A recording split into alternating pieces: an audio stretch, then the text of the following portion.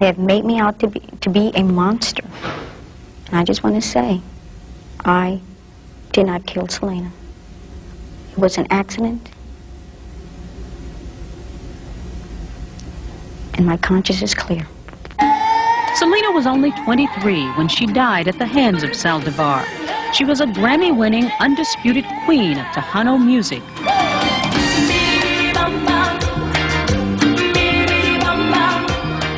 A lively mix of European sounds and Mexican salsa that was rapidly crossing into the mainstream because of Selena's popularity. The spirited young singer began her career as a child, performing in the family band formed by her father, himself a singer in his youth. Selena's flashy style and powerful vocals lifted her family out of poverty. In the last year of her life, she was a millionaire who was on the verge of a crossover career. And Yolanda Saldivar thought so too. She sought out Selena in 1991 in the family's hometown of Corpus Christi, offering to form a fan club. Soon, she was always at the singer's side, even quitting her nursing job to work full-time for Selena and run her new boutique business. She was like a cuddling bear, teddy bear, that she would allow you to love her. I told her that I loved her like a daughter. And she goes, you know, I give you that right. She would call me Mom on the phone. She called you Mom? Yeah, she says, hi Mom, how you doing? Selena's parents questioned whether their daughter called Saldivar Mom, but says she was close to the family until early this year.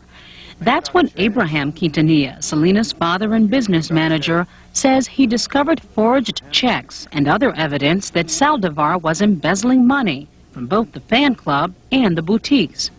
In March, both he and Selena confronted Saldivar. My last words with her was that I was going to go to the police to see what we could do, you know, to charge her with something. She was stealing money. And this triggered the woman. That day, March 9th, he says Saldivar left town with Selena's business records.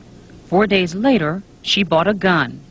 On March 31st, Saldivar returned to Corpus Christi and asked Selena to meet her at the Days Inn motel. She told her to come alone. The two women argued, and suddenly there was a gunshot. An injured and hysterical Selena raced from the motel room to the lobby, where she collapsed. And that shot caused Selena to bleed to death. As she was running toward the lobby, she just bled to death. Prosecutor Carlos Valdez pieced together a motive. The defendant had wrapped up her whole life around Selena Quintanilla Perez. Her whole world was walking out the door, and she wouldn't stand for it, so she shot her. Let's keep her alive and enjoy her music. The grief-stricken Mexican-American community mourned Selena as an idolized daughter or sister. Thousands turned out for a candlelight vigil, saying goodbye to a shining young role model who never forgot her roots. The one thing no one disputes is what ultimately happened here at the Days Inn in room 158.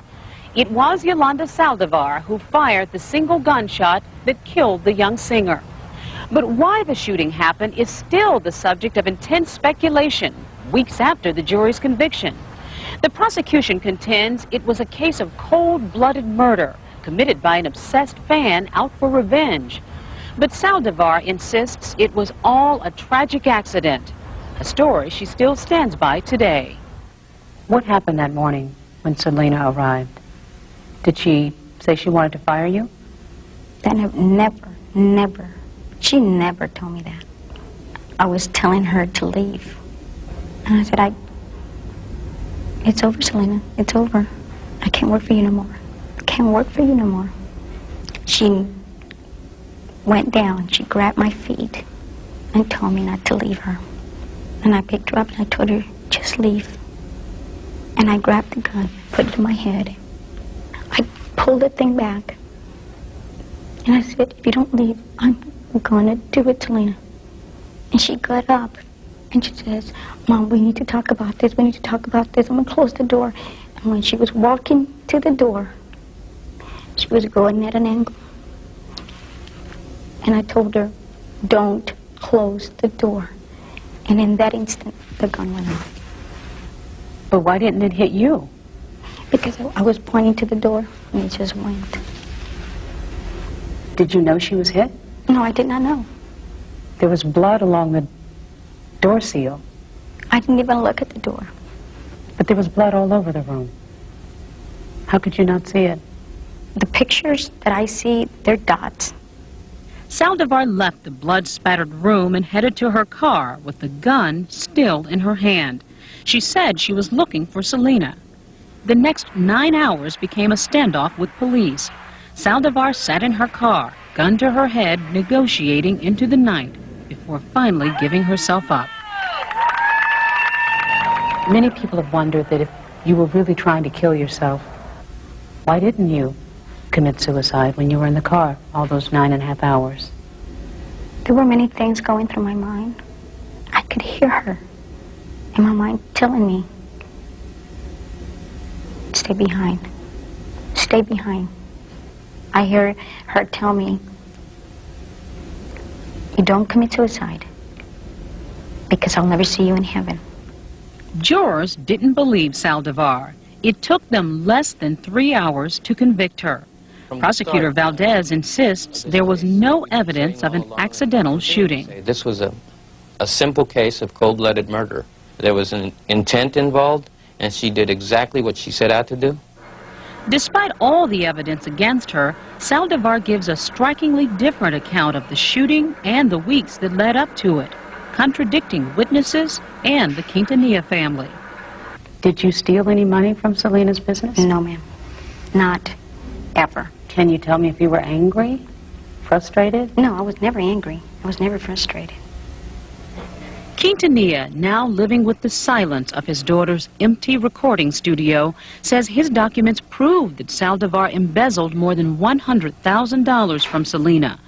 He also says he was increasingly bothered by Saldivar's possessiveness toward his daughter. And I did start noticing an obsession with Selena. In my opinion, she was living a life through Selena. Here you have a person that's nowhere in life. Right before she killed Selena, I found out that she was stalking Selena by phone. There were allegations that you were in love with her. And that's not true either. And if people think that Selena and I had a lesbian relationship, you're not a fan of Selena. Why did you decide you needed a gun?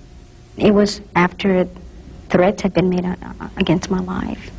Who threatened you? Her father. Abraham Quintanilla threatened you. Yes. Quintanilla insists he never threatened Saldivar. He's convinced that she bought the gun to kill Selena.